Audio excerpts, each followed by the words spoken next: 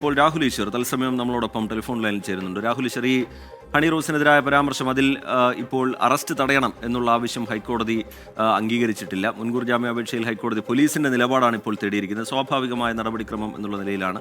Police FIR ഇട്ടിട്ടില്ല, അതിന് പ്രാഥമിക അന്വേഷണം നടക്കുന്നുണ്ട്. ഇപ്പോൾ കോടതിയിൽ നിന്ന് വന്നിരിക്കുന്ന ഈ പുതിയ വിവരത്തെ താങ്കൾ എങ്ങനെയാണ് കാണുന്നത് രാഹുൽ ഈശ്വർ? ഹണി റോസിന്റെ പരാതിയിൽ കഴമ്പില്ല എന്നുള്ളതിന്റെ വ്യക്തമായ സൂചനയല്ലേ? ഞങ്ങൾ നോട്ട് ടു അറസ്റ്റ് ചോദിക്കാത്തതിന്റെ കാര്യം എഫ്ഐആർ പോലും ഇട്ടിട്ടില്ല.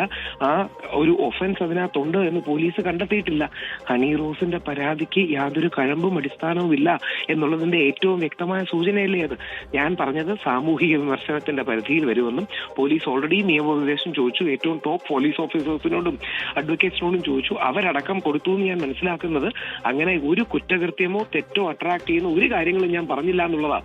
യഥാർത്ഥത്തിൽ ഹണി റോസിന്റെ പരാതി കഴമ്പില്ലാത്തതാണ് എന്ന് വീണ്ടും തെളിഞ്ഞ ഒരു അവസരമാണ്. അത് പോലീസ് കുറെ കൂടി ഉറക്കെ പറയണമെന്നുള്ളതാണ് എന്റെ അഭ്യർത്ഥന.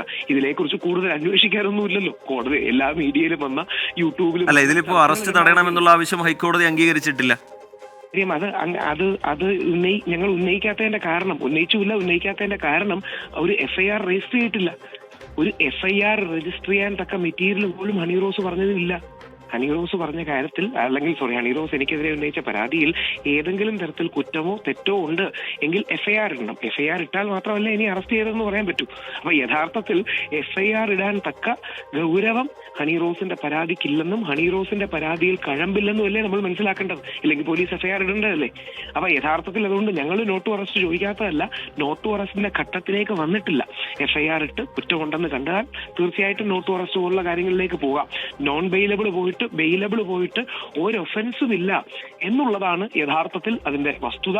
അത് നാട്ടുകാർക്കെല്ലാം അറിയാവുന്ന ഒരു വസ്തുതയാണ്. അത് ഹണി റോസും കൂടെ. ശരി രാഹുൽ ഈശ്വർ, വളരെ നന്ദി ഈ ഘട്ടത്തിൽ പ്രതികരിച്ചതിന്. അതിന്റെ കേസിന്റെ വിശദമായ മെറിറ്റിലേക്ക് കോടതി ഈ ഘട്ടത്തിൽ കടന്നിട്ടില്ല. ഇപ്പോൾ നിലവിൽ പോലീസ് എഫ്ഐആർ രജിസ്റ്റർ ചെയ്തിട്ടില്ല. പ്രാഥമിക അന്വേഷണം എന്നുള്ള നിലയിൽ പോലീസിന്റെ അന്വേഷണം നടക്കുകയാണ്. പോലീസിനോട് ഹൈക്കോടതി ഇത് സംബന്ധിച്ച നിലപാട് തേടിയിട്ടുണ്ട്, റിപ്പോർട്ട് തേടിയിട്ടുണ്ട്. പോലീസ് അത് കോടതിയിൽ സമർപ്പിക്കും. അതിനുശേഷം ഈ കേസുമായി ബന്ധപ്പെട്ട് വിശദമായ വാദങ്ങൾ ഉണ്ടാകും. അതിനുശേഷമായിരിക്കും കോടതിയുടെ ഒരു തീരുമാനം വരിക.